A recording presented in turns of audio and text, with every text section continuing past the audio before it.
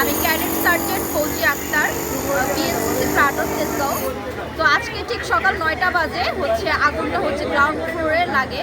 তো আমরা যখনই সংবাদ পাই তখনই সাথে সাথে চলে আসি, কারণ আমাদের তেজগাঁও কলেজ সাথে আসার তখন প্রচুর ধোঁয়া ছিল, যার কারণে ভিতরে যেতে পারিনি। তো তেজগাঁও কলেজের তেজগাঁও ইউনিট ফায়ার সার্ভিস ওনারা আসার পরে ওনারা পানি দেয়, বাট আগুন কোনোভাবেই নিয়ন্ত্রণে আসছে না। এখন পর্যন্ত আপনারা দেখতে পাচ্ছেন যে আগুন নিয়ন্ত্রণে আসেনি, যা প্রচুর ধোঁয়া। আর চেষ্টা করছে, আর কোনো ক্ষয়ক্ষতি বলতে ওখানে কাগজ ছিল শুধুমাত্র, আর এছাড়া তেমন কোনো ক্ষয়ক্ষতি হয়নি।